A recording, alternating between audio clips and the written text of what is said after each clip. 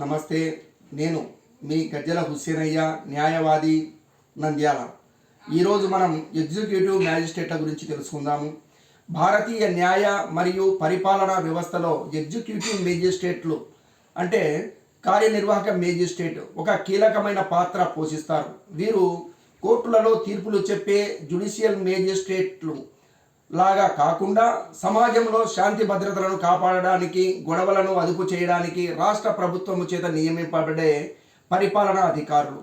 మన రెవెన్యూ విభాగంలో ఉన్న అధికారులే సాధారణంగా ఈ ఎగ్జిక్యూటివ్ మేజిస్ట్రేట్ హోదాలను కలిగి ఉంటారు. ఎగ్జిక్యూటివ్ మేజిస్ట్రేట్ల శ్రేణులు హిరార్చీ.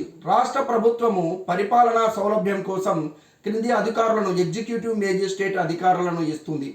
డిస్ట్రిక్ట్ మేజిస్ట్రేట్ అంటే జిల్లా కలెక్టరు. జిల్లా మొత్తానికి ప్రధాన ఎగ్జిక్యూటివ్ మేజిస్ట్రేట్గా వ్యవహరిస్తారు. సబ్ డివిజనల్ మేజిస్ట్రేట్ అంటే ఒక రెవెన్యూ డివిజనల్ పరిధిలో ఆర్డీఓ లేదా సబ్ కలెక్టర్ ఈ బాధ్యతలు చూస్తారు.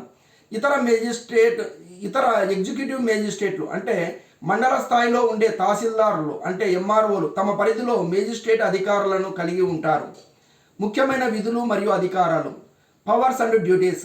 వీరి ప్రధాన ఉద్దేశము నేరాలను శిక్షించడం కాదు, నేరాలు జరగకుండా ముందే నిరోధించడం, ప్రివెంటివ్ యాక్షన్ మరియు శాంతి భద్రతలను కాపాడటం. శాంతి భద్రతల పరిరక్షణ, లా అండ్ ఆర్డర్. సమాజంలో ఎక్కడైనా అల్లర్లు, గొడవలు జరిగే అవకాశం ఉన్నప్పుడు పోలీసుల సహాయంతో శాంతిని నెలకొల్పుతారు. సెక్షన్ 144 ప్రస్తుతం బిఎన్ఎస్ఎస్ సెక్షన్ 163. అత్యవసర పరిస్థితుల్లో లేదా ప్రజల ప్రాణాలకు, శాంతికి భంగం వాటిల్లే ప్రమాదం ఉన్నప్పుడు 5 లేదా అంతకంటే ఎక్కువ మంది గుమికూడకుండా నిషేధాజ్ఞలు జారీ చేసే అధికారం వీరికి ఉంది.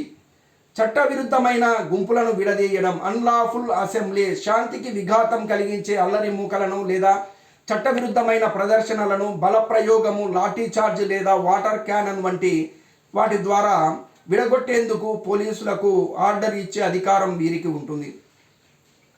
భూమి, ఆస్తి తగాదాల పరిష్కారం. స్థిరాస్తులు లేదా భూముల విషయంలో ఇరు వర్గాల మధ్య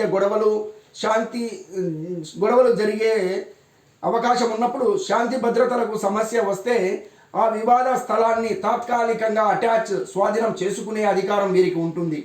ఇది కేవలం తక్షణ శాంతి కోసం మాత్రమే. హక్కులు తేల్చడం సివిల్ కోర్టుల పని.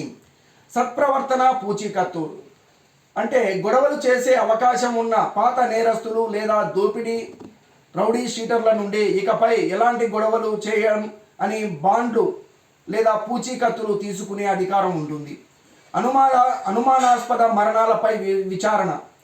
కస్టడీ మరణాలు, ఆత్మహత్యలు లేదా అనుమానాస్పద పరిస్థితుల్లో జరిగే మరణాలపై ఎంక్వైరీ నిర్వహించే అధికారం వీరికి ఉంటుంది. గమనిక. భారతదేశంలో అమలులోకి వచ్చిన కొత్త చట్టాలు భారతీయ నాగరిక సురక్ష సంహిత బిఎన్ఎస్ఎస్ కింద కూడా ఎగ్జిక్యూటివ్ మేజిస్ట్రేట్ల యొక్క ఈ నిరోధక ప్రివెంటివ్ అధికారాలు కొనసాగుతున్నాయి. ధన్యవాదాలు.